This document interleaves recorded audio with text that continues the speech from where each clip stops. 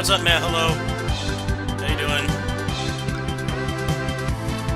It's back on the grind again.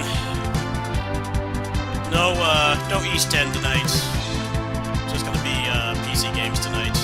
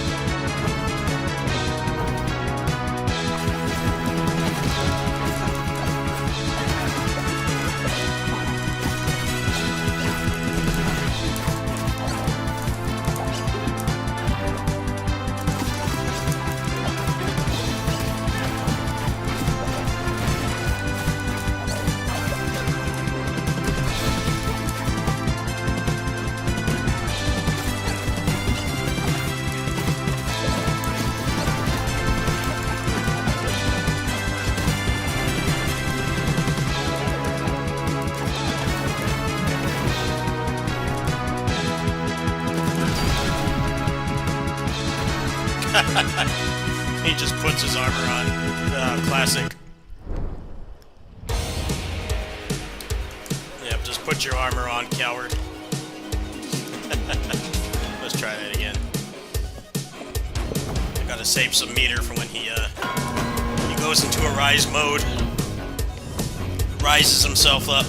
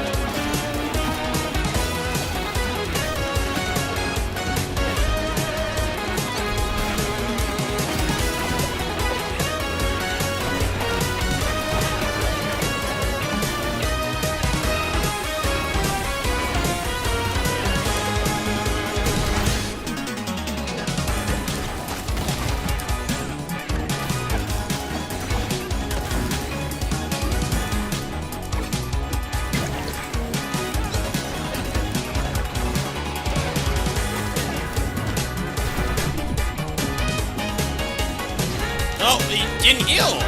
He just stood there! I, like, pushed the button.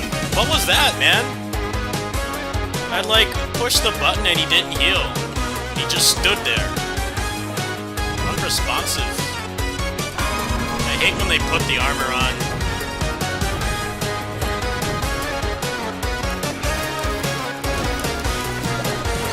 Wish all the bosses staggered like this, though. Even a little bit would be better than not at all.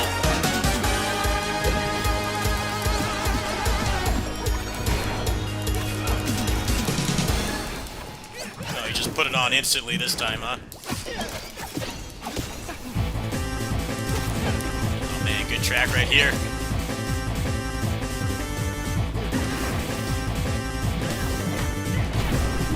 Cool, I can't see. I can't see! Maybe this is why they don't let you combo anything in this game. I would love a mod where everything's staggered. I don't care how big they are. Instead of this, only the human APCs stagger. Everybody else just is in armor. It's one of those games where you can't really use the combo system.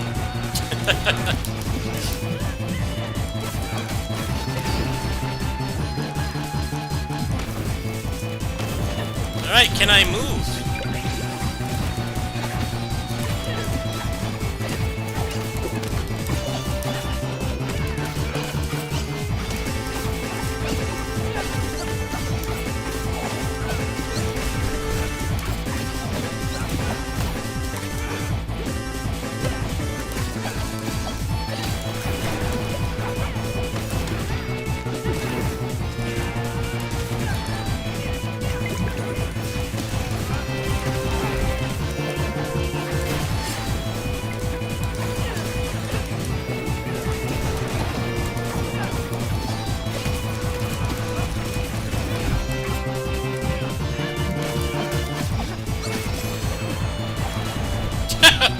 jank was that?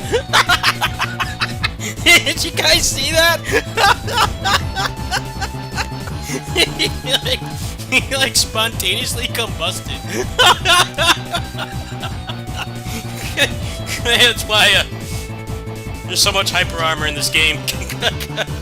They don't know how to program it. What the heck was that? He like went down to do a helm breaker. He just like spontaneously combusted. What was that?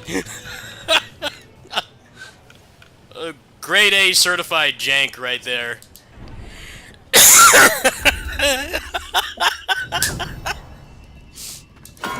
Alright, now I get to fight Ace Ukyo, the guy in the corner.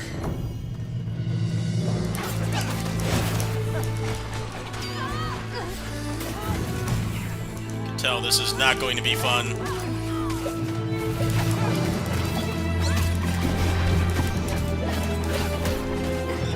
Alright, I can't pause the damn game.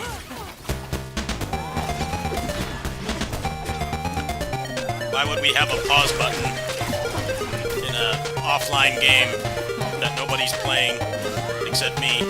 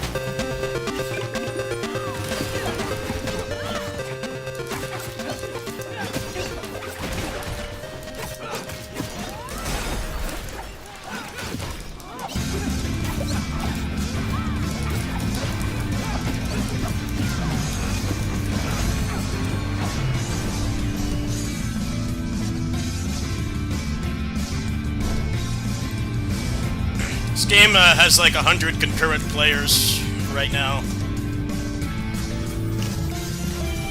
It's not doing very well. Didn't seem like they really sponsored anybody for this, which would help, but it's not like a magic way to make a game popular. So I don't know what's up with that. There is nobody playing this game. It's completely unplayed. I hope this game gets a modding community. It'd be pretty sick.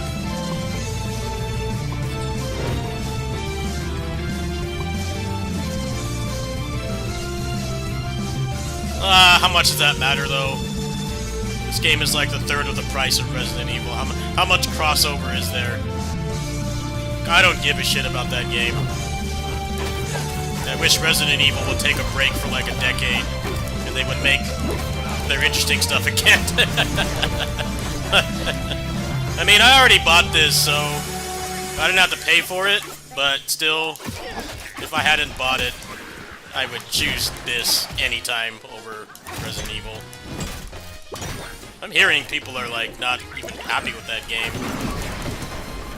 Hearing the new difficulty is not good or whatever. I don't know, I'm just tired of that franchise. But people keep buying it, so they're gonna keep spamming it. Ignore all the anniversaries for their good games.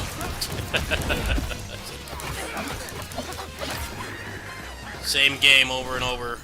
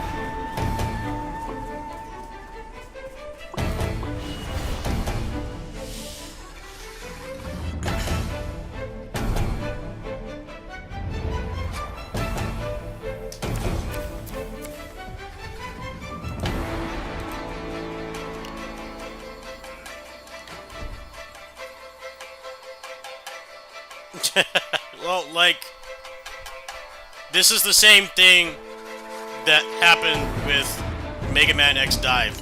People acted out for, like, the dumbest reason.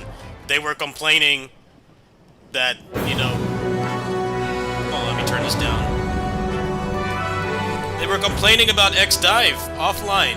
And it's like, why are you complaining? The future of these games is almost always, it just disappears. It never comes back. Like... And at no point was making this a service game ever even remotely a good idea. Because they clearly did not have the pipeline and the manpower and the resources to update it. That's why this game was really fun at launch. You know, the matchmaking didn't work. They launched with, like, way more content than most of these games do. But I find it crazy, and some people also thought that it had no content, but that's all that it had.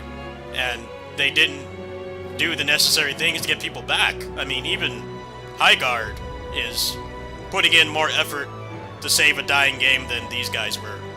They had a great foundation, but they never added anything to it. I mean, it was just completely dead. They did, like, a couple minor updates. They partially fixed the barely functional matchmaking, but that was it. And, like, why would anybody want to keep playing that? I mean, it just doesn't make sense at that point, right?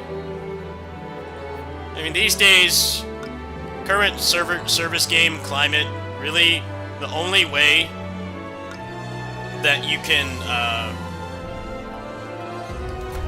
the only way that you can get away with updating, like, in more than 40 days is basically if you're an ARPG season. And those are the only ones that update, like, 4 to 5 times a year these days. These guys do not have that clout to do that. But they tried anyway, and that was the reason why I stopped playing, and I never once hated this game. It was fun. It was kind of what I wanted. As somebody that used to play a lot of DFO, I wanted a new game, you know, with more actually playing it instead of crapping out huge hitboxes and having to do raids and shit netcode. Like, I wanted a game like this for a long time, but the reality is it just didn't have any reason to keep playing it. Also, the itemization was really bad. The itemization was terrible, and you basically were farming for perfect rolls. It felt like trying to get a perfect Pokemon, and that kind of stuff has no place in a game like this. It's not like that's a bad thing. I mean, Pokemon just celebrated its 30th anniversary doing stuff like that, right? It's not like it's a bad thing, but it's not what people wanted. The endgame grind in this was horrible. It actually was quite a bit worse than DFO. I didn't know that was possible, but it is. Just imagine, instead of grinding for hell or epic items, you're grinding for minuscule stat increases with no way to control it. You can literally play the game forever and get nothing.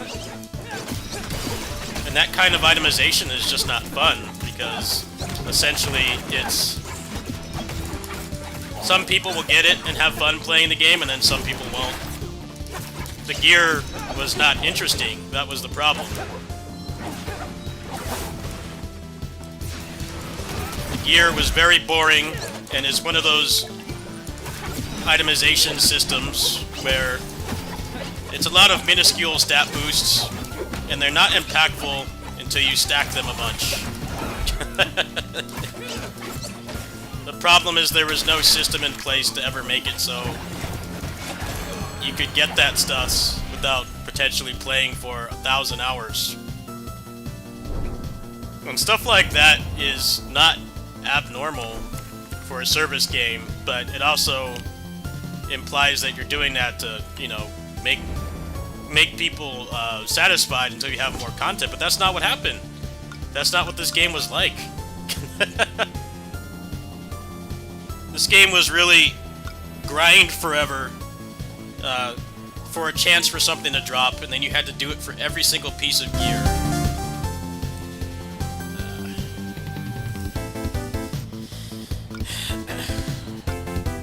Epic items. The legendaries also weren't very interesting either. They've made those a lot better too, but I haven't had too many drops so far. Wonder if any of these drop legendaries. I'm gonna give it a shot. I don't want to do that one though.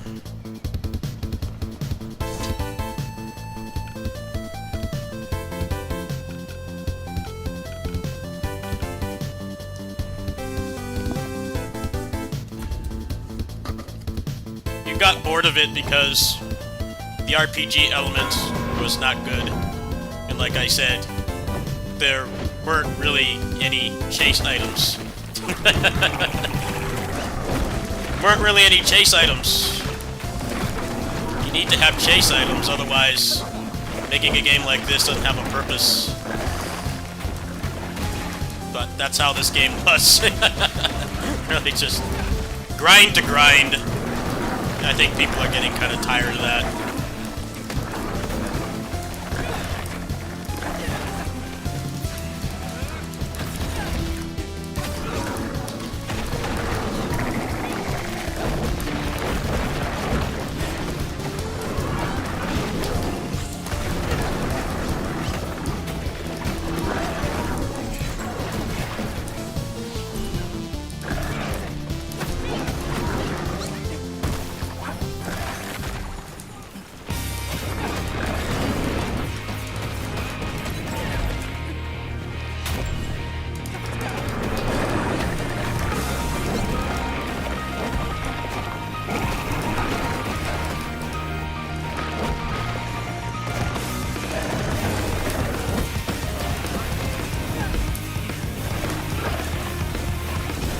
The early access version, you can definitely get a lot of time out of it, but it's just the itemization loop was really bad, and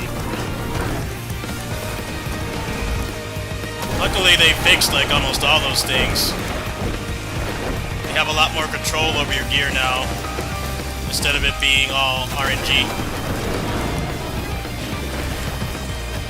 I think people are getting kind of tired of play the game forever and get nothing. That kind of design is kind of going the way of the dinosaur.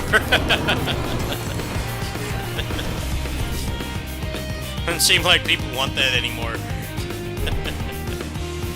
Like, yeah, you know, all these games are fighting for our time, and all these games are fighting for our time and money. You gotta spend time on stuff that actually rewards you. Not things that waste your time, because there's an infinite amount of other shit to play. So, I think they learned their lesson. Some of them were. I think these are new, though. This whole biome is new.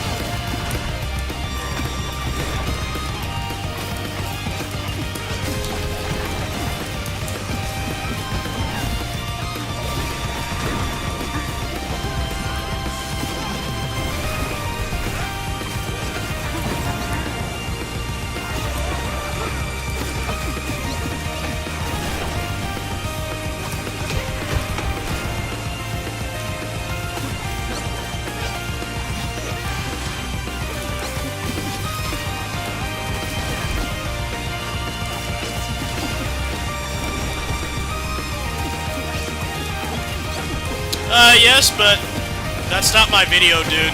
I got that from some site. I actually don't want recognition for that. I want recognition for the other stuff I've done that I don't get recognition for. I did not make that video, full disclosure.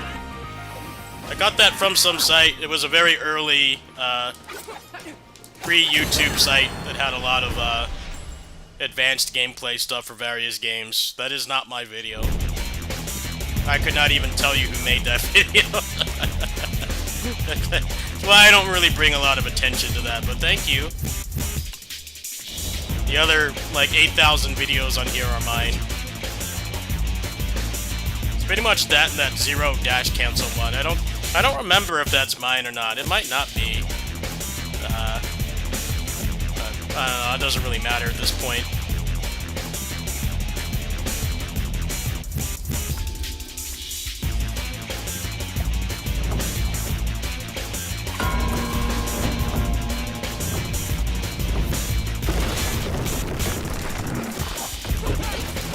Got like nobody gave a shit about my anniversary on here. Not like one site reached out. I think it would be like a feel-good story, but I guess not. Completely unnoticed. But at the same time, I'm glad I didn't get anybody asking about that, because I'd be like, talk about the other 8,000 videos I made, not that one video that I did not make, that I took from some pre-YouTube site. I don't even remember the name of it. It was 20 years ago.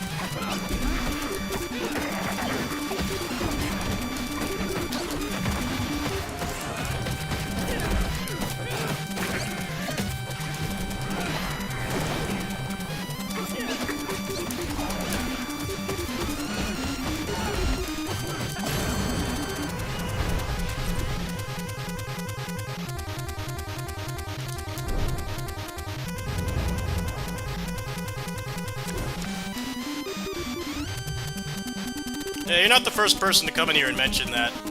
It's just, I didn't make that video. And no one notices the other 20 years of the other 8,000s and thousands of videos. No one notices that. It's always that one. It's like, well, I didn't make that, and I don't hide that I didn't make it.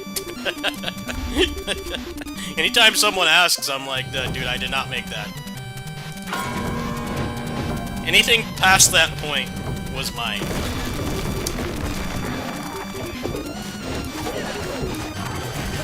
People just uploaded anything back then. Just watched like entire TV shows and movies on here, like all the seasons. Before Google came in and started actually enforcing rules.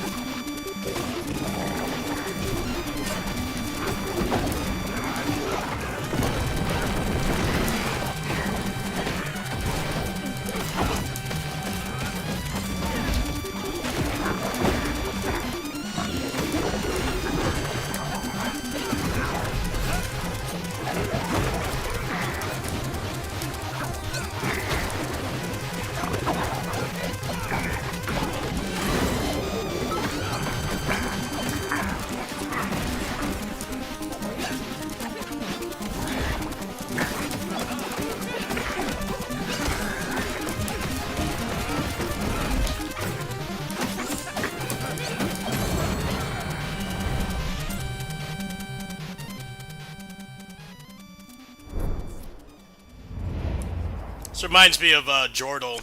But many people remember Jordal. Jordal was BlazBlue content creator. I think he's retired at this point, but he uploaded a lot of videos from like you know, Acho and Mikado, like all those Japanese arcades that would do like tournaments for the games. And people thought that he made all those videos, and he was always like, no, I didn't make them. I'm just... He's basically just mirroring them because, I mean, it's still... Especially back then, but still now, it's very hard to get access to those videos. And people would always think that he made them. Like, he never once claimed to have made them. I think he did actually put up some stuff that, you know, from local scenes that he had access to, that was not in Japan, but yeah, he went through that same thing, like, wow, thanks for making all these thousands of match videos. It's like, well, I didn't make them.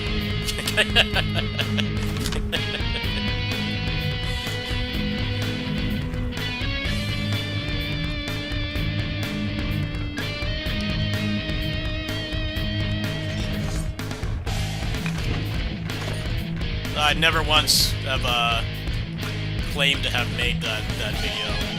I'm glad that people still watch it. I'm glad it has a place in history, but I do not take credit for it, and it's not at all impressive these days because people have broken that game to shreds and they know like every line of code now.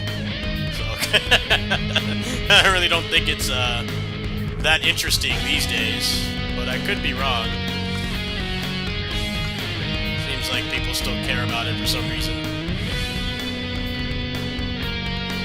Mario 64 speedrunning, this might be a hot take.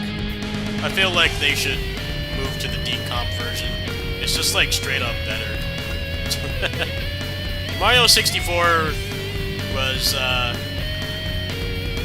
very well optimized for its time, but the decomp, you know, you can run it at like 180 FPS with like mods and stuff, and they still play the crusty N64 version. On one hand, I respect it. On the other hand, it's like it feels like they have something better they could use now.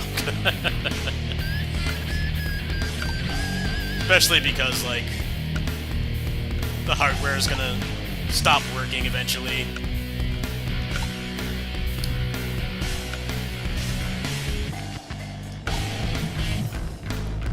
Although, that's like one of the last consoles that will have a high failure rate, because it didn't really have any moving parts. With CD-based consoles, there's so many things that can go wrong, and I know with the Dreamcast, I know I had a friend of mine, we don't talk anymore, but he used to bum my Dreamcast to play Marvel. And what ended up happening was the Dreamcast lens would give out if you played a lot of burnt discs. And of course, with the Dreamcast, having a burnt disc was basically required past a point because that thing had a lifespan of like 2 years. The problem was it would kill the lens, right? And what happened was he played Marvel on that thing so much that the lens burnt out, and he approached me and is like, what do I do? It's like, well, just buy another one, because at the time the lens was like $90 and you could get a Dreamcast for like nothing, because the only people who cared about the console at that point, this was like 05, 06, 07, so about 20 years ago, the only people that cared about it was Marvel heads. Marvel and CVS2. That was like basically it. All the Sonic games, most of the Sonic games got ported to GameCube and PS2, so you can't really say that those were reasons. Even PSO got off the Dreamcast extremely quickly. Like barely a year after Episode 2 came out on Dreamcast. So I guess that's why they run the N64 version, but personally for me, as somebody who doesn't speedrun the game but does have a lot of fond memories of it, I do find it kind of strange that they still run it. It feels like it just makes everything more complicated, but it is a lot easier to keep consoles that don't have moving parts running than it is ones that do. PS1, for instance, and the PS2. I mean, the PS2 was infamous for the disc read errors. You know, like your PS2 would just decide to not read the discs, and it was just completely random. It really felt like going back to the NES era, where your PS2 would just decide it didn't want to run your discs anymore, and then you'd come back the next day and it would just magically work.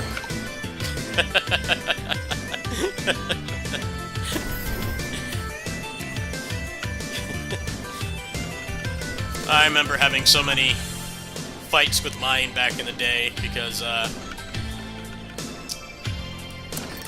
it would just decide, I don't want to run any games today. I'm like, well, you did before I went to school yesterday. Why aren't you doing it now?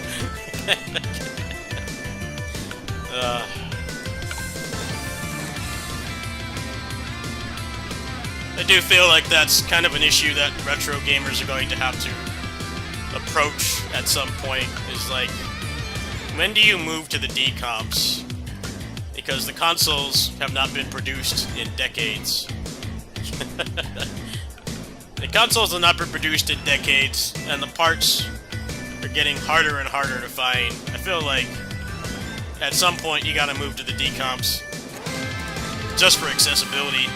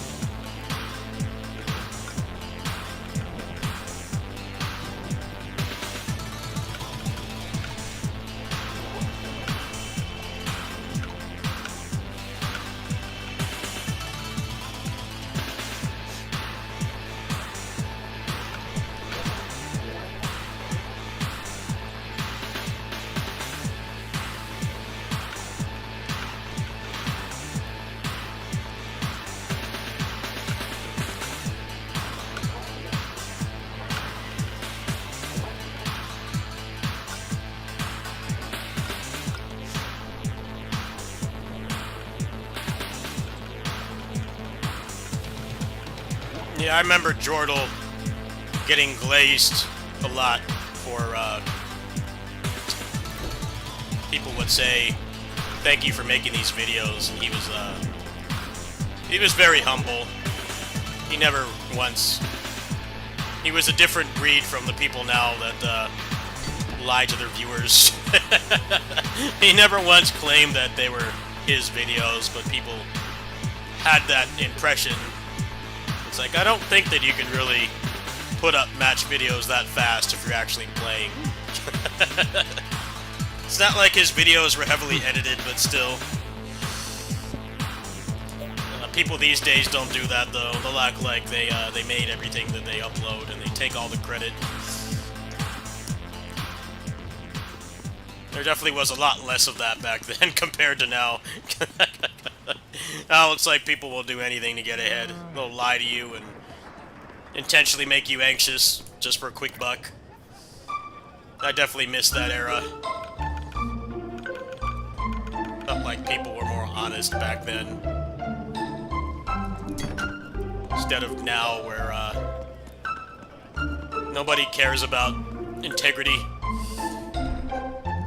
Put an open mouth thumbnail and lie, and then give you a half-truth after you watch for 8 minutes, so they get the max ad revenue. Instead of actually doing something worthwhile. It's sad. But the site doesn't really give people any reason to not do that. That's part of the issue as well.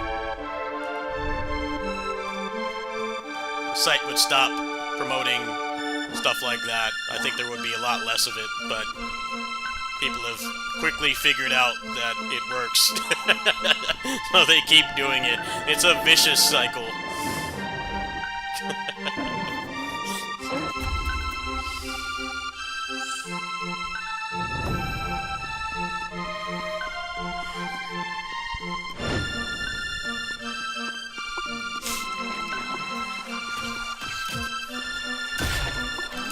think he just eventually got tired of doing it.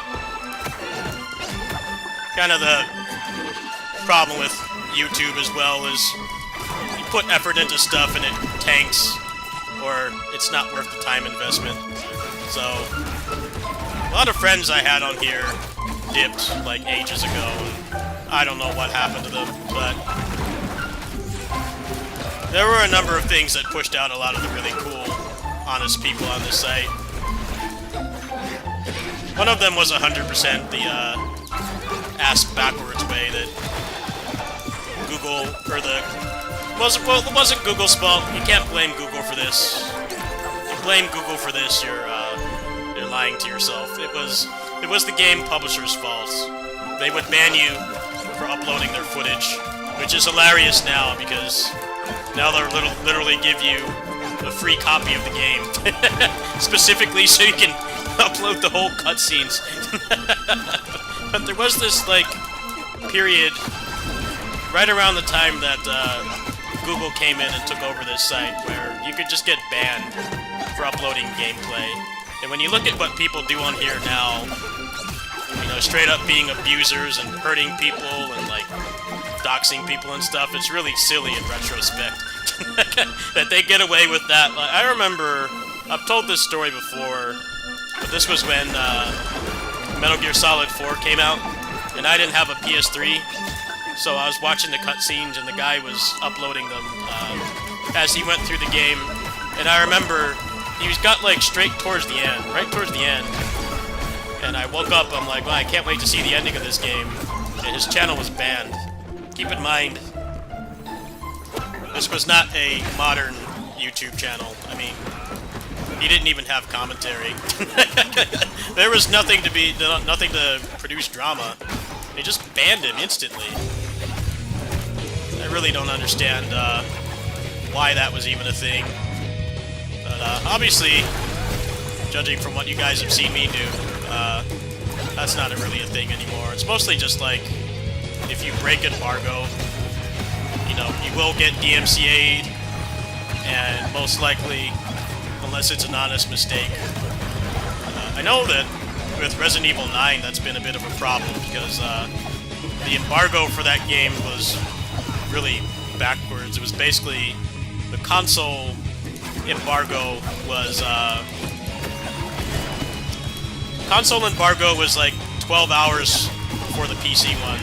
So some people came on and they thought that they could stream it, but they couldn't. And I don't know what the hell kind of embargo is that. I feel like if people can play it, you know, just normal people that aren't content creators can play it, like, the embargo should be fully lifted. But I didn't see anybody get banned for it. I think the Capcom understood that it was an honest mistake. Mostly of their own doing, because usually with high-profile games, it's like whenever, like, people can play it normally, whether there's, like, a deluxe edition early access period or it's available in, like, one region, then they'll lift the embargo and you can do what you want. But,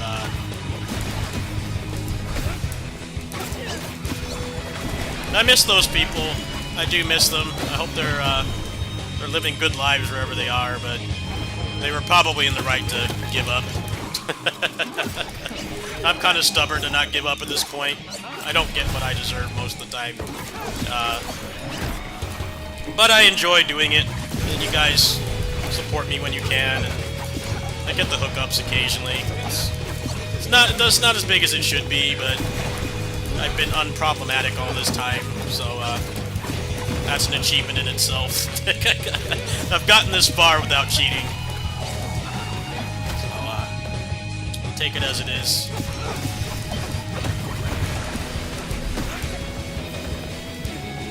I remember one guy, his name was KH Pro, and I don't think any of you know him, because this is early YouTube. We're talking like 05 to 07 YouTube, the first like 2 years. That guy uploaded a lot of similar stuff to me, and he had like all the new games pretty quickly. I don't know if he was like pirating them or getting them off Gamefly. He had all the games like right away, so I often relied on him to look at the gameplay footage for stuff. But he kept getting banned for stupid stuff, and this was not a problematic person. It was just a guy playing games. I remember he had, like, several alts, and then at one point he just disappeared. He just decided that he didn't want to do it anymore. Can't blame him, really.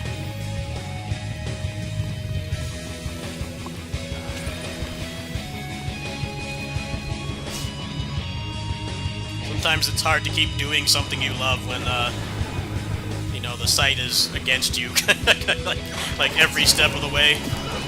I can't blame the people that walked away, but I do wonder if some of them could have had some modicum of success, like maybe on my level at least.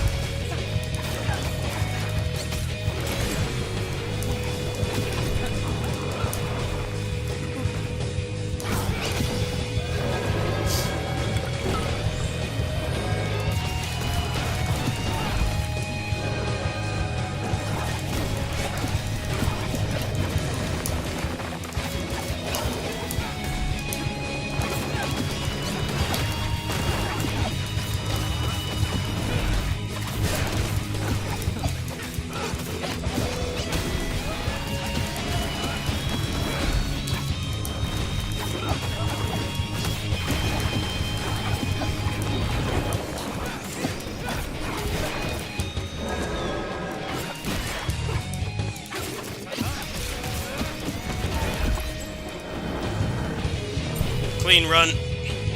Very clean.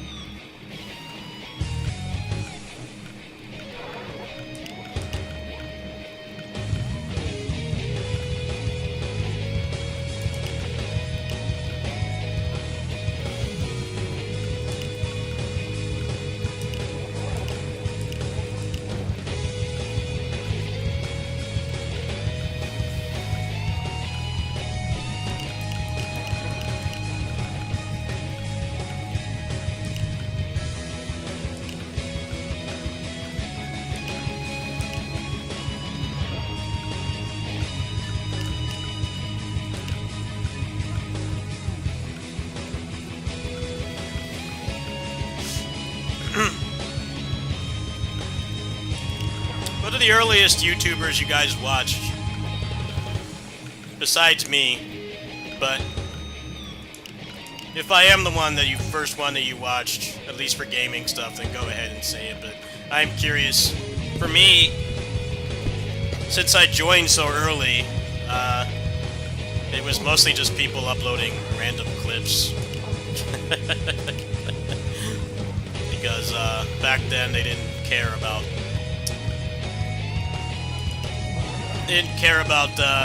copyright. when that went away, a lot of those people also went away.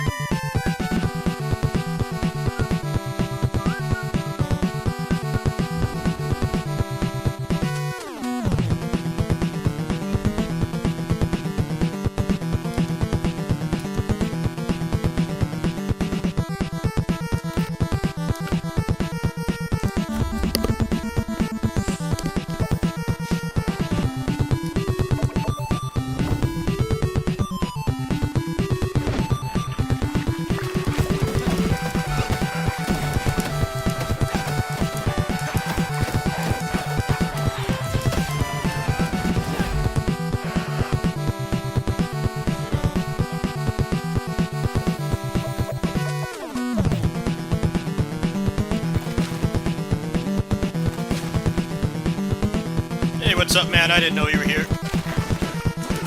Thought you were busy, so I decided to stream on main instead. Hope you're having a good night. All I was going to do was play this tonight anyway. There wasn't going to be any super interesting Discord stream games tonight.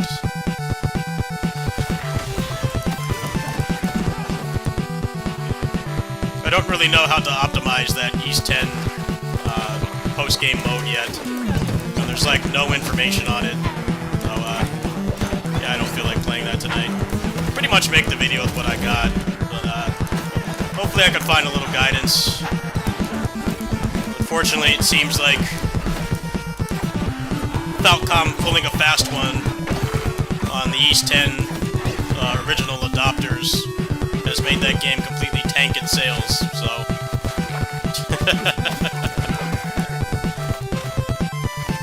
It seemed like there's a lot of guides for that game. Even the usual channels that upload guides for like every halfway decent looking game are not putting up anything for that, so... I'm not sure how much more effort I want to exert. I'm leaning on just making what I've got, making what I have with what I've got.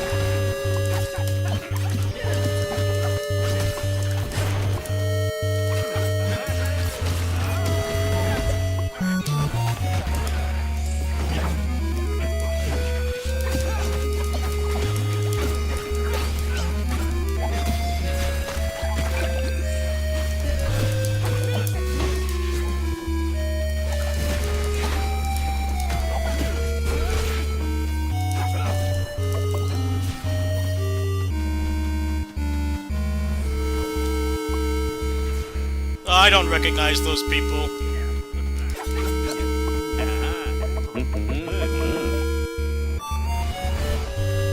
know what I'm realizing about the character design of this game? If you try to make your character look old, like late 30s and above, that they look really stupid. This is the problem with PSO2, right? PSO2 character creator is good if you use it the way that 90% of people use it, right? They want to make waifus or cool-looking male characters or robots. But if you try to make an old-looking human, it really does look like you're a kid that's wearing like a dollar store mustache. And that's what that NPC looks like. He looks like those people that try to make old-looking PSO2 characters, and bless their hearts, they tried, but the game did not really allow for that. You could make a Gooner Bait character, you could make a cool robot, stuff like that. You could cosplay certain human characters. You could not make a convincing old-looking character. Like, it was just not possible. It looked like you're wearing a cheap, like, chin strap beard or something from the dollar store. That's one of the problems with this game's character design. It's got PSO2 syndrome. You can make decent-looking characters, but, you know, if you want to have an aged appearance, like, just give up. Like, you gotta make a young-looking character. Yeah, Ragnarok Odyssey was like that as well. That's why people ask, like, why don't people make old characters? I'm like, well, there's plenty of people who actually want to play as themselves or have an older-looking, grizzled character, but a lot of games don't really make it convincing. PSO2 was the worst about this. But PSO2, I totally understand it because, I mean, they barely even made any male clothes. There'd be like one piece of male, like one set of male clothing, like every couple updates. No one was playing males in that game. No one was playing casts. They were a very loud vocal minority, myself included, because I had a male character. And I basically turned mine into like a tokusatsu type character. I got a lot of really good reviews on my outfit. Like, yeah, I don't want to be a 3,000-year-old dragon lolly like everybody else. I like cool male characters, but you wanted to do that or you wanted to be a cast, so you're just kind of... You have to temper your expectations. Like, you're just gonna have way less options than the Gooner Bait stuff.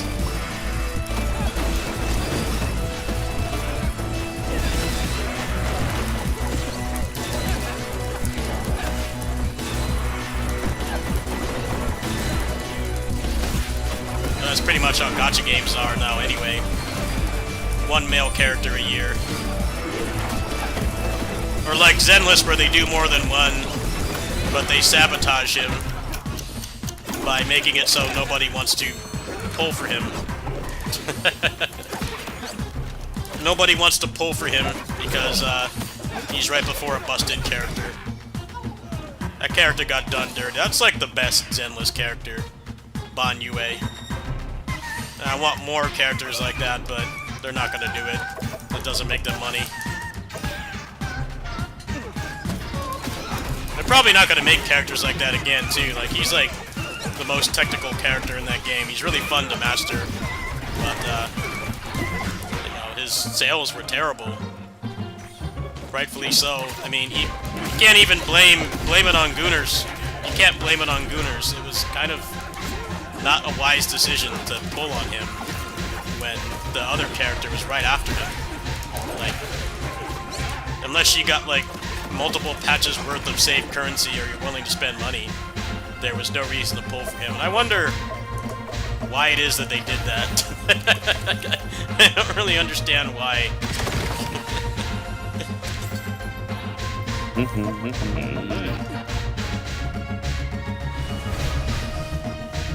let's just put immense amount of effort into this cool-looking, unorthodox male character, and then put him before a meta-defining character so that nobody wants to spend money on him. Even people like me who like male characters and prefer them over generic waifus all the time.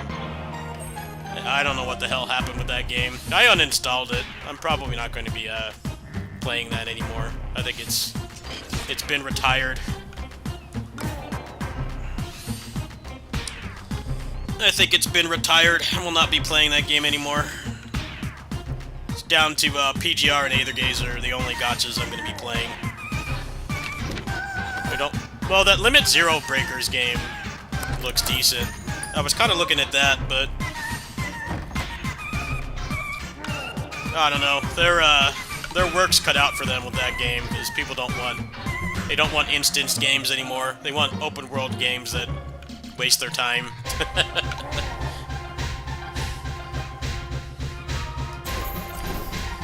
They do not want a small experience.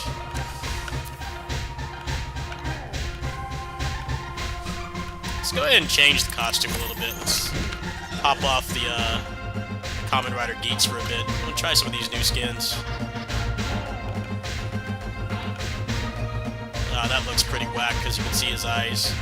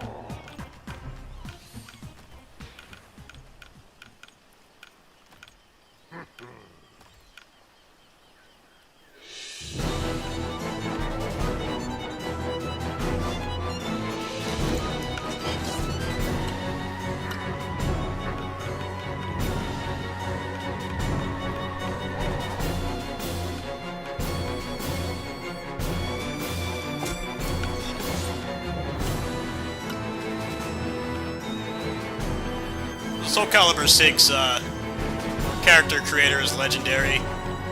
People have been able to recreate like Toku characters in that game, which is not easy. There aren't many games out there that let you do that.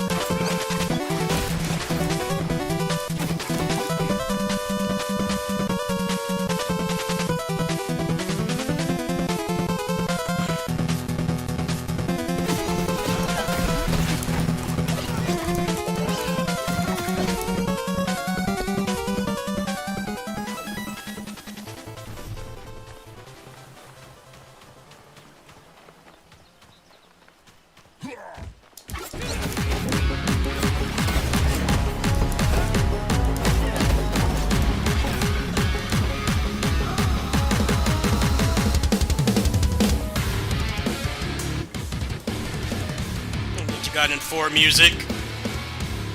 DLC is like in 4 days. Can you believe it? DLC is on the 3rd, I think. I already paid for the deluxe edition. I went full whale mode because I want more cags and less roll slop. So yeah, we'll be checking that out. Probably maybe later today. I gotta finish up the hard mode playthrough, unlock everything.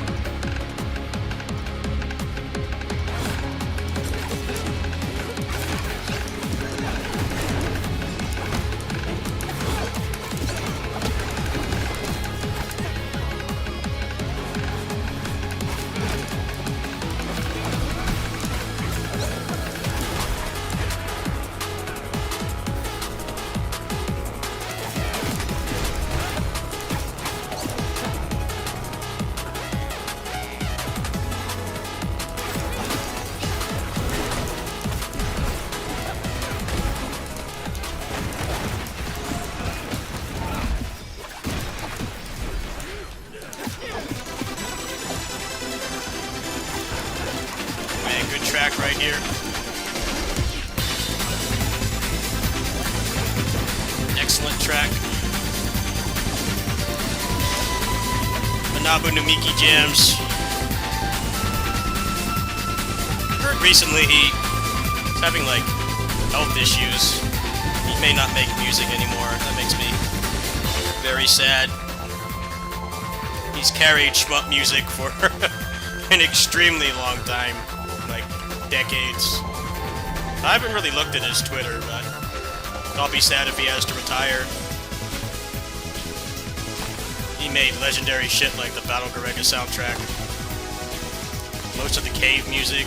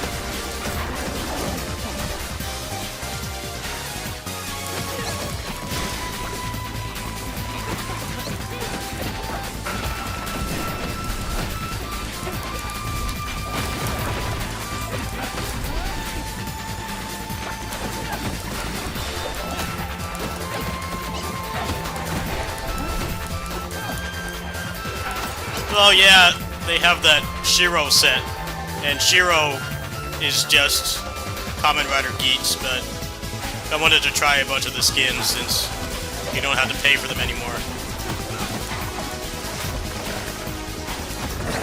That's why I have Geats there in the corner, Magnum Boost, because my Towerborne character is basically Geats.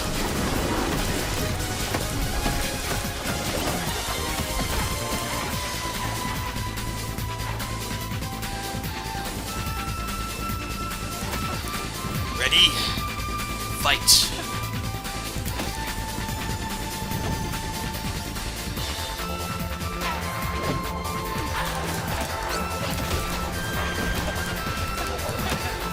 the game bad? No. People are idiots. And and they're complaining about the game getting a buy-to-play version over being dead forever. They're stupid. You can ignore those reviews. The game is not perfect. I'm definitely a little bit disappointed. Some things were not really fixed, but giving this a negative review is kind of stupid. Why are people complaining that the game got a pay-to-play, one-time purchase version when the alternative is the server shutting down and you can never play it again? You can only watch videos of people who played it or have it be a distant memory. I don't understand it, man. People did the same thing with X-Dive Offline. I'm like, what are you guys smoking? Yeah, you wanted the game to live on, but, the alternative was for the game to die.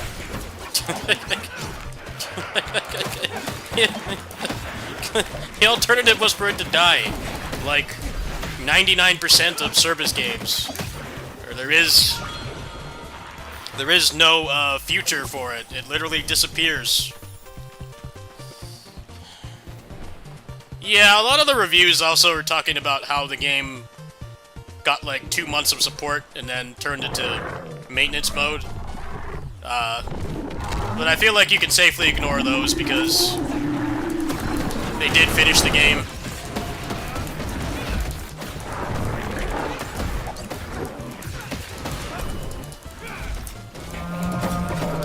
Problem is more communication and their lack thereof more than anything else. They should have been more upfront about their plan to pivot this into a pay-to-play game way sooner, but they did not, so the game was in maintenance mode, like Diablo 3. This game is basically Diablo 3, like, you can still play it, but this isn't a Blizzard game, so you can't exactly be sure that you're gonna be able to play it in, like, at any moment. Those bad reviews are warranted, but it all comes down to piss-poor communication.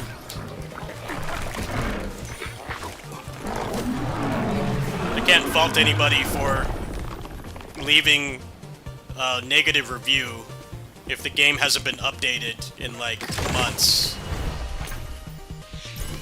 This game basically had, like, a Diablo season of content, and then it just went maintenance mode. So, I think that part is warranted. The people that are complaining that they pivoted it into a pay-to-play game are idiots. Like, this is what all gacha games should do. This is what all service games should do. Not just shut down and disappear forever. But apparently that's what people want, and I don't know why they want something like that. Makes no sense to me.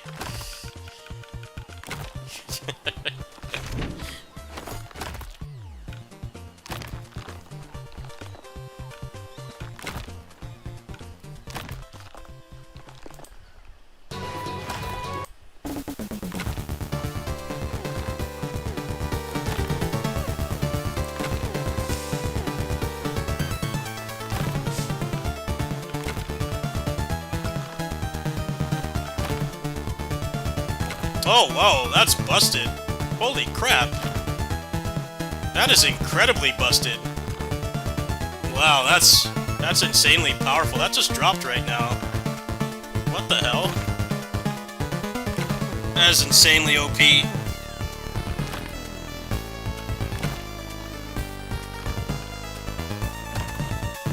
And then you could, like, roll the cool to get the CDR down to, like, probably 30-40%. That might actually be worth building around. Hot damn. I don't know if there's any gold aspects. Oh, there is one right here. Did I get any of those sparks? Let's see here.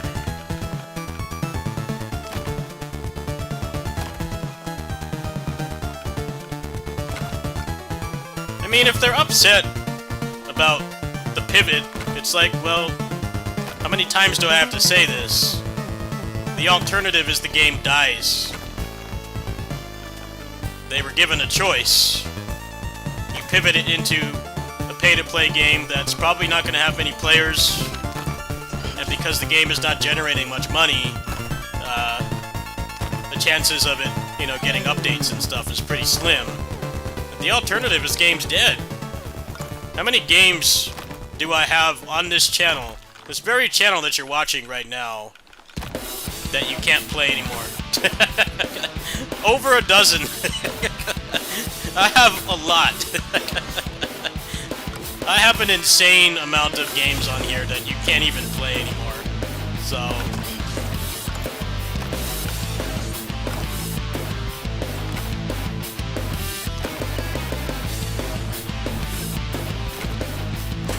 my view is, this is what all these games should do.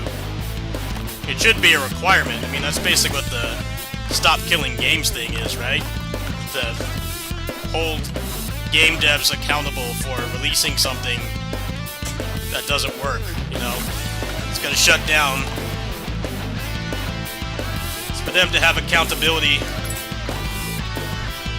That's exactly what stop killing games is.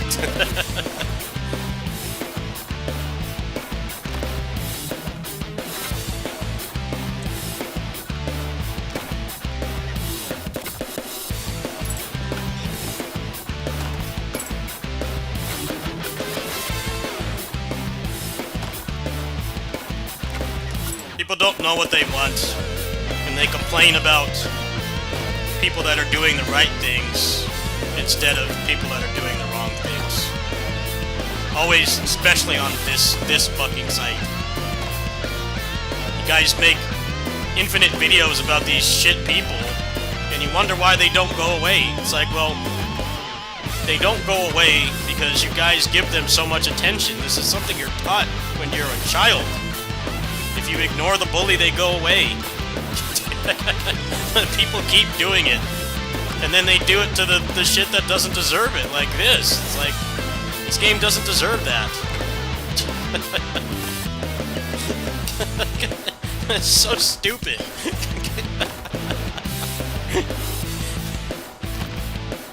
Why doesn't this toxic content creator go away? Because you guys make 800 videos about the guy. That's why. How hard is that to understand? Fucking morons, I swear.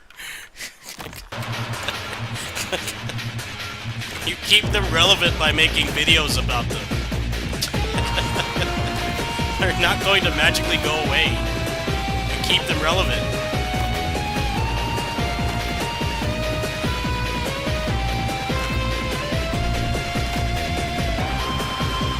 Why does DSP still have a platform? Because people make videos about him constantly, and they make cringe compilations. And he is not smart enough to stop what he's doing so that people have less ammunition. Those people stopped making those cringe compilations and fall into obscurity, but people aren't smart enough to do that. They need to constantly lift up bad actors all the time, and then like with this, they're complaining. It's like, well, they're making an attempt to let you keep playing it. What's the problem? It's not what you wanted, but the alternative is the game is dead and never comes back. I don't know, man. I don't understand some of the shit people complain about. It doesn't make any sense.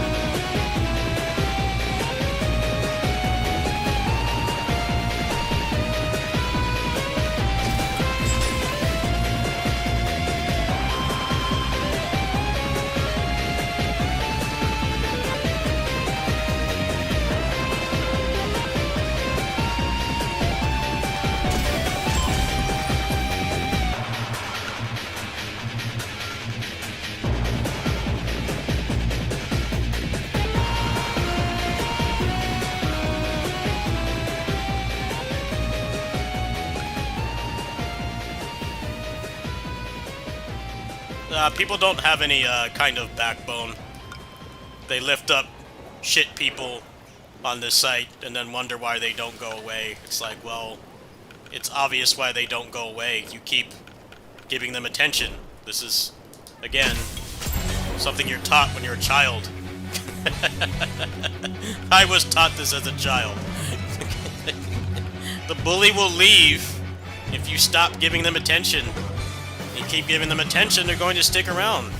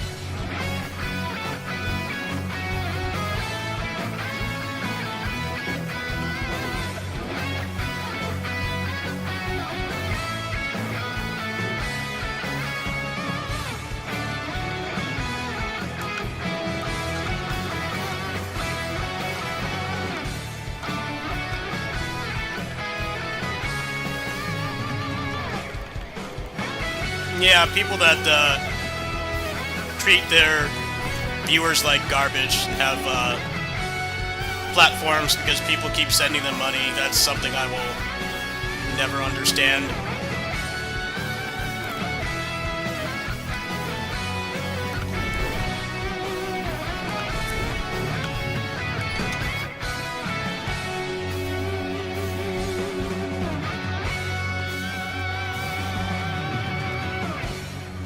I mean, game preservation is actually in a better spot than you think. The problem is, officially no. And we have stuff like the Berseria remaster and some of these retro remasters where they, like Limited Run Games does this, right? They just put a ROM in an emulator and they don't do anything to the game. And I'd argue that is not worth paying for. You know, like the Mega Man Zero collection, right? Those are games I grew up with. I played those in high school. They literally got the source code and like recompiled the games or whatever to make them like perfect ports, to the point where speedrunners use them. But most of the stuff that we get officially is not much better than the ROM, and they don't seem to understand that. This is what's happening with the Berseria remaster that just dropped like yesterday, right? It is like barely enhanced whatsoever. It has less quality of life changes than the previous 3 remasters we've gotten. And then also, it's fucking $40. The game is a decade old. And the only thing I could justify buying it for is the Switch, but the Switch is the worst version. It runs at 30 FPS. You can run that game on like a probably 12-year-old computer just fine. Like, what the fuck are they smoking? Could I blame anybody for pirating that? No. It's not worth $40. Most of gaming's history is well preserved at this point. It's just, it's not going to be on Steam. And the vast majority of the preservation attempts on Steam are piss poor. They put a ROM in an emulator and they want to charge you like $30.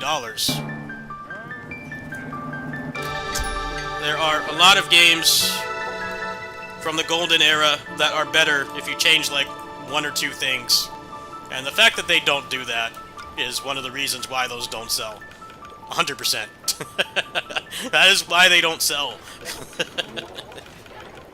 You know, the Dominus collection for Castlevania. I've played those games to death. I owned copies of them. Why did I buy it? Because it's better than the emulator in every way. Even for modding stuff. That's what's crazy about those ports. That's worth it, because the mods and stuff for those games, yes, they work in an emulator. You can play them on like a $50 phone, but there were limitations because of, you know, the hardware limitations from being like DS games, you know, like 20-plus-year-old hardware.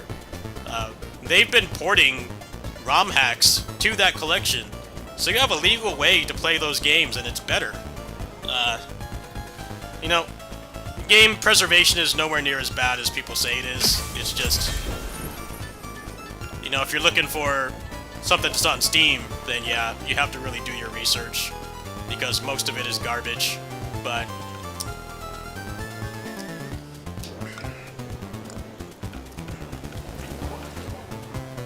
yeah, the Berseria remaster is pointless.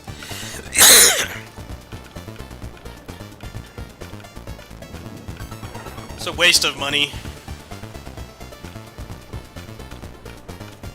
They're putting in, like, the lowest amount of effort. Like, 0 effort. And they wonder why it's sitting at, like 40 Steam reviews right now. And no, you can't blame Resident Evil. No. That's low-hanging fruit.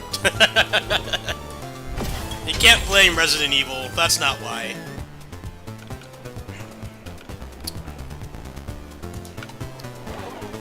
Resident Evil does not take faults for them doing a shit job.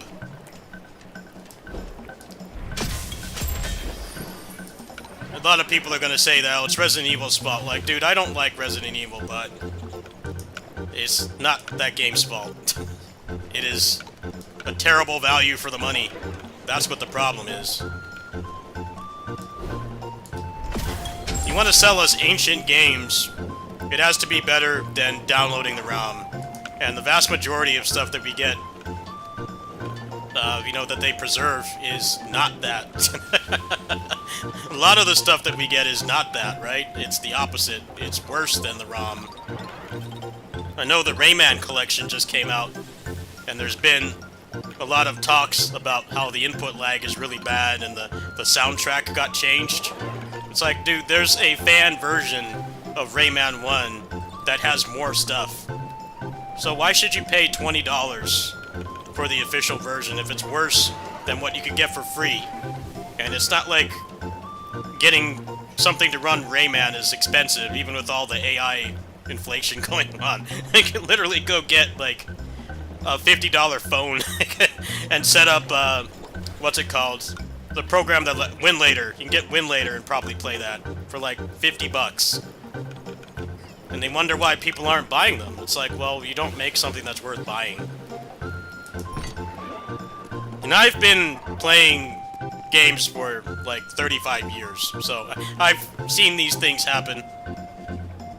There's a big disparity between the quality of these games that they bring back.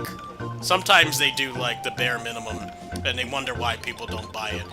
Why was the Dominus collection successful? Like I said, those games run on a phone. I've run them on a phone before that collection came out. I still bought that collection. You wanna know why? They put effort into making it better than the one that I could get off the phone. Game companies don't understand this. Until they do, they're gonna keep crapping out these piss-poor remasters that barely change anything, and then they're gonna gaslight us and say that, oh, you guys don't want this anymore. It's like, no. There's free versions of this shit that you can run on a phone. You want to charge me $30 for the same thing, it needs to be better. It's that simple.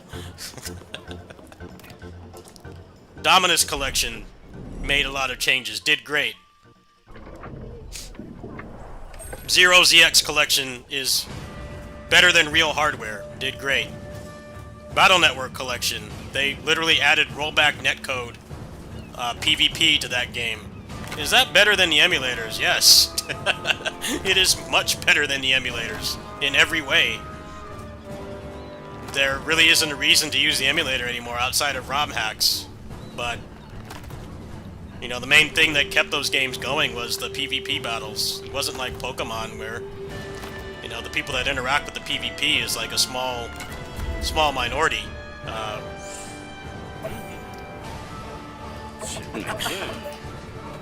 Nobody's buying the Berseria remaster. You want to know why? Because it's $40. That game is on sale on Steam and PS4 like every week for like $10. Like, you could choose between a Quarter Pounder or Big Mac or that game that gives you 80 hours of content versus a burger that's in and out of your body before you go to bed.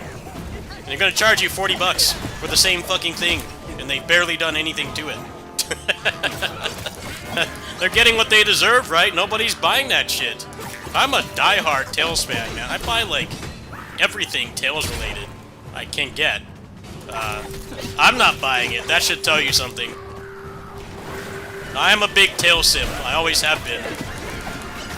The only recent things of Tales, game-wise, that they put out that I didn't buy is two things.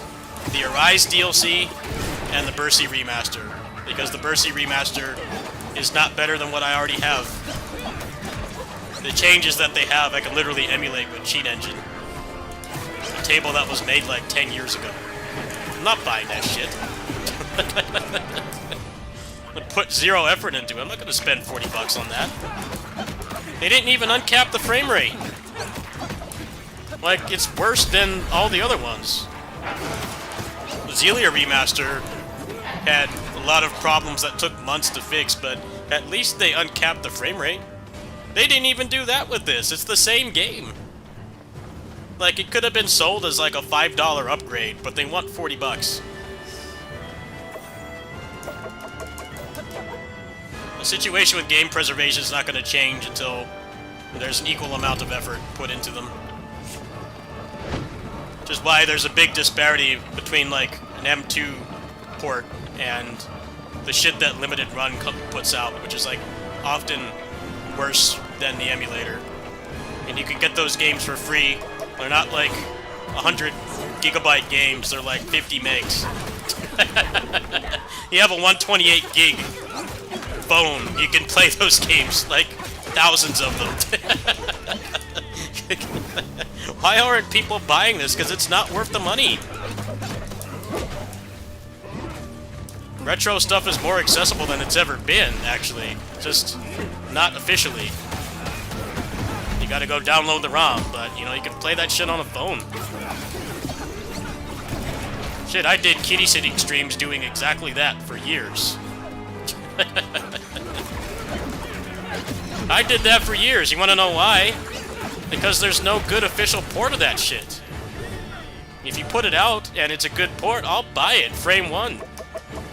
If they put out a God Hand remaster right now with, like, uncapped frame rate and, like, some minor polish changes, I would pay for that instantly. I would go sell a kidney for that shit, like, if they had it, like, right now. But they don't. So I gotta go download the ROM and put it on my fucking Steam Deck.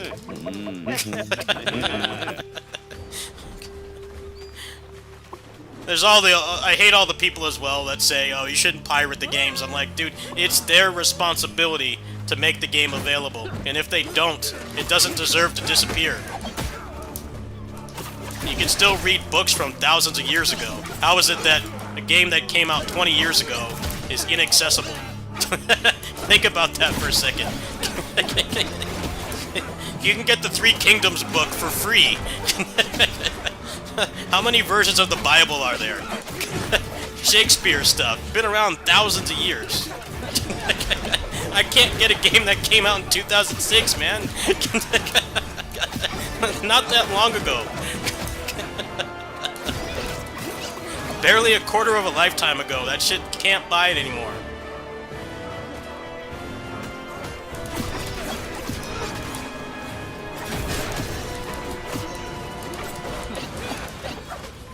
I've always been an advocate for buying official releases when they're available, and if they're not garbage ports, but I'm definitely going to be real with you.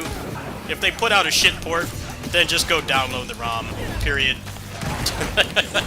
Just go download the ROM. You don't need to give them money if they're not going to put in effort. None of us have a lot of disposable income right now.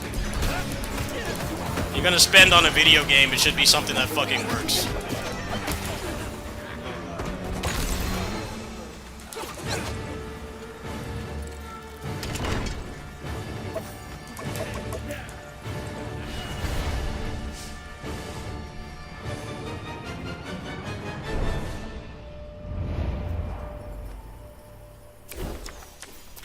Well, people are starting to wake up to being fleeced by these collections and stuff. People are starting to wake up to it. Especially Android kids have really woken up to it. Like, yeah, you know, if you're not in a position to buy games or they're not making it affordable in your country, then just go fucking pirate it. You know? And Gabe Newell said this himself. He said, piracy is a service problem. People don't do it just they don't do it just to, you know, try to stick it to the mans, because they don't have an option. You know how many AAA games in underdeveloped countries are like double the price? It's like half their salary to buy the game. Why do you think they pirate it? It's the same thing as retro games, right? They would buy it if they could. They're not making it accessible. They give them shit regional pricing.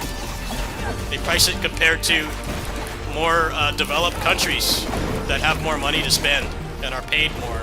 And then they wonder why nobody's buying it. It's like, well, you're not making it affordable. The moment the de novo comes out, they're gonna pirate it. They have every right to. They have every right to do that. They'd make more money if they just priced it appropriately. Yeah, see, you know that I'm telling the truth, right? You know I'm not bullshitting. I may be from a first world country, but I understand that shit too. I'm poor too. They complain that the piracy is so high in those countries. It's like, well, you don't make it affordable. You give those people an actual opportunity to buy it without spending like half their salary, they would pay for it.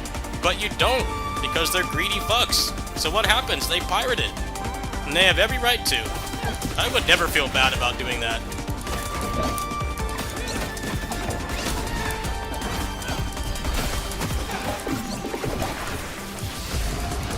I live on like $600 a month, right? I'm poor. I don't make a lot of money. So if you're gonna charge me $90 for a AAA game, that shit better fucking work, man. It better work. Frame 1. I've got a good computer. I should not need to fight with the game at all, but if I do, I'm not gonna buy it, or it's gonna get refunded at best. I don't have a lot of money. I do not live in a mansion. I don't have a content creator money. I should, given how long I've been doing this, but I don't. So, you know, Crimson Desert looks cool. I might actually want to play that game, but at the same time, it's probably going to run like garbage. I don't know if I want to spend $80 on that, man. I'm going to let the more financially fortunate people be the guinea pig.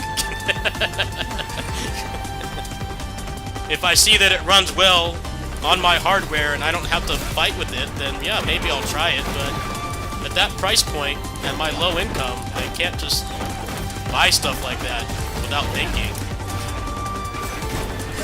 I'm glad that you give your input, because a lot of people from first world countries don't understand this stuff, but I know it very well because of how much I import things, and also I'm not well off myself. So I appreciate that you gave your input when people know I'm not lying about this stuff. I may live in North America, but I'm broke too, man. I don't have a lot of money. I don't want to buy your Unreal Engine 5 game for $90 if I have to do like a fucking Goku versus Frieza length fight to get it to work when I have a more than capable computer. I'm just gonna play stuff like this instead, man. I have no problems running this. It's $25. It just works.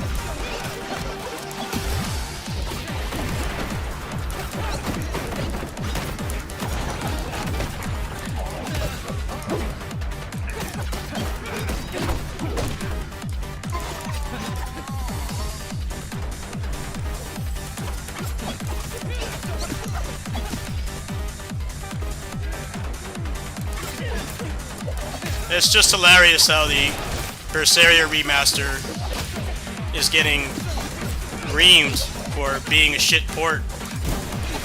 And Bamco totally is going to look for any reason to stop doing stuff with Tales. They're going to say that the interest is not there. It's like, no, it's overpriced and it's shit. Most people that have Switches are low income as well, just like I am. How are you going to tell me you can't get that game to run at 60 FPS? You're charging fucking $40 for it. The game ran on computers from decades ago. Like, what the fuck, man? They're totally gonna gaslight people like, sorry, the remaster project is stopping. We're not getting enough interest. I'm like, no, there is interest. You're not putting in any effort. People aren't made of money. They don't have infinite time. Give the Switch players what they deserve. All those games should be running at 60 on Switch 1. And they don't even do, like, Switch 2 versions of that shit. That's what's crazy. How can you not do a Switch 2 version? Minimum. It should be, like, you know, like a patch to uncap the frame rate so that you can just play it on Switch 2.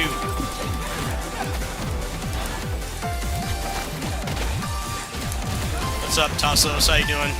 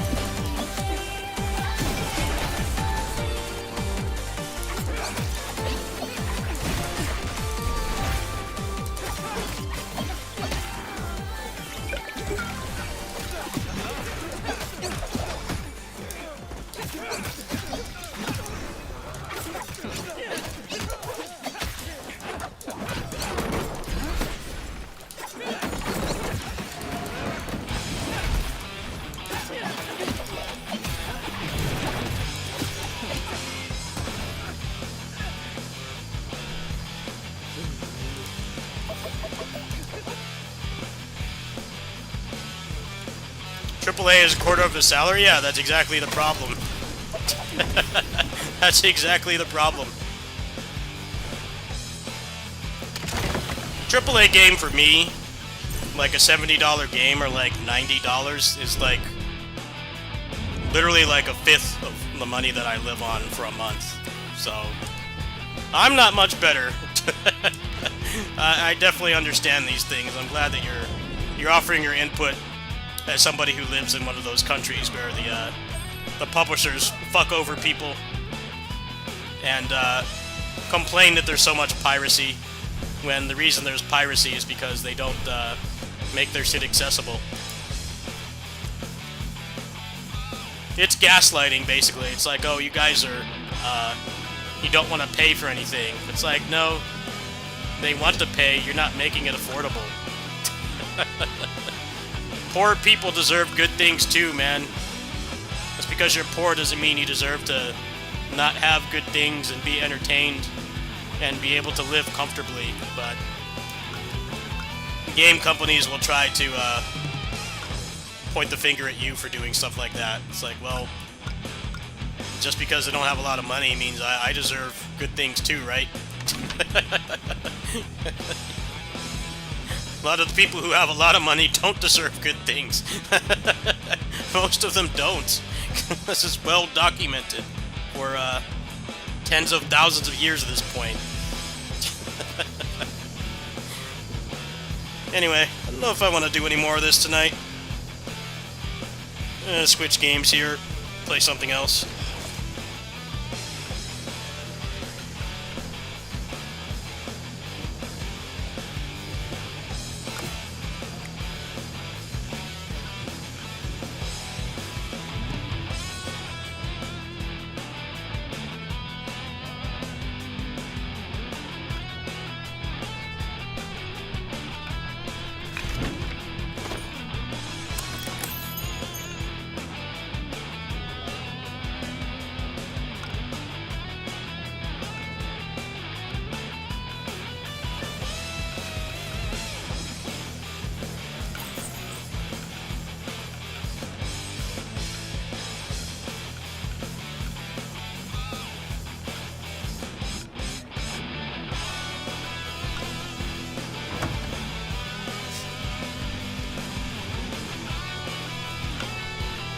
No, you're very welcome.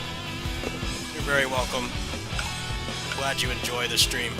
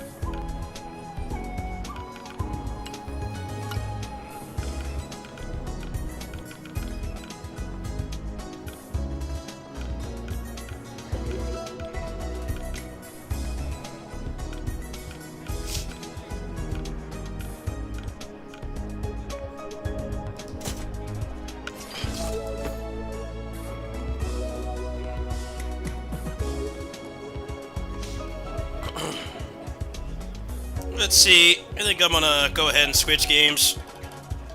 I think I need to level up another character, and that's gonna be a lot less interesting to watch. So, I think we're gonna repurpose the stream because I still got a little bit more gaming in me for tonight. I think we're gonna go ahead and switch off this. I'll be back on this in the morning. This game doesn't really have any kind of experience bank system, so I should probably gear up one of the other classes, but I'm definitely not doing that tonight. Let's find something else to play.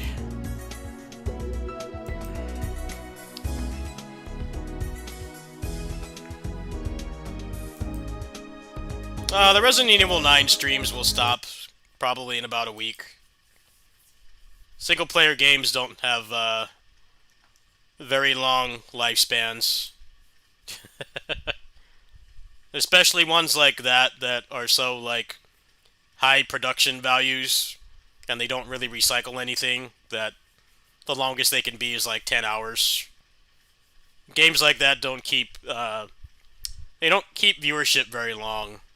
Resident Evil games especially, because there are so many passionate speedrunners, the speedruns get, like, very optimized, too. Like, I remember when the RE4 remake came out, that had a bit more legs because it, you know, the speed runs and stuff kept it going, but people, like, solved that game extremely quickly.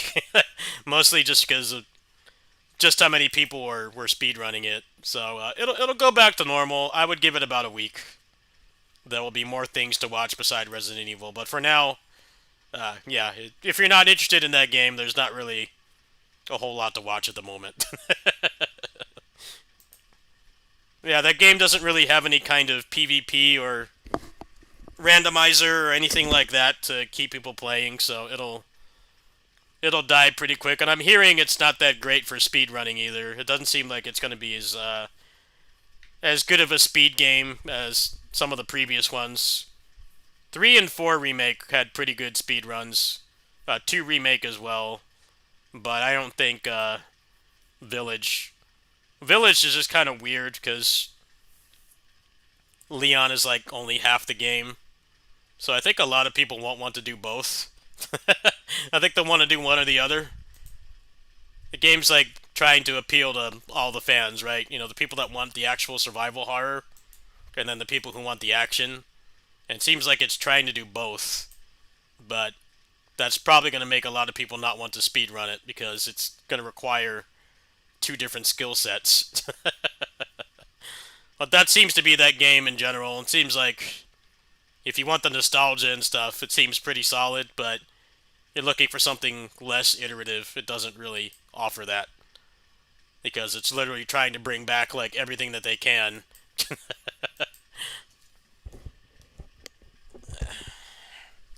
Anyway, let's see what I feel like playing here.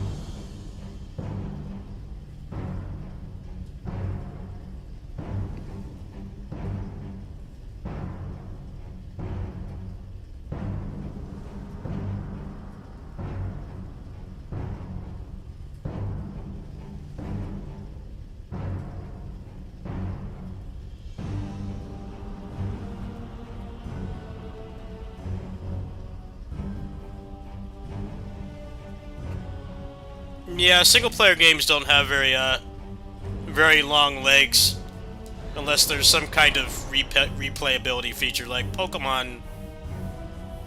Pokemon will stay relevant for longer because there's the battling and breeding aspects of it. If it was just the story, even something that big would die out in like 2 weeks. So you just gotta hold out. I don't think Requiem will have as much legs because it seems like the speedrun is apparently not great. But even then, like I said, RE games get optimized so quickly. They just, like, solve those games. There hasn't been a major discovery in any Resident Evil speedrun for quite a while.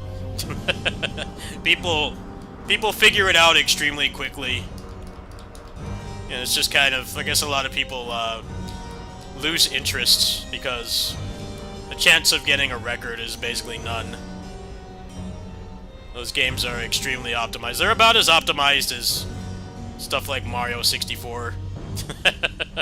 Like that level of optimization, where the chances of you getting a record, regardless of your skill, is slim to none. So that drives a lot of people away. Resident Evil games reach that level extremely quickly.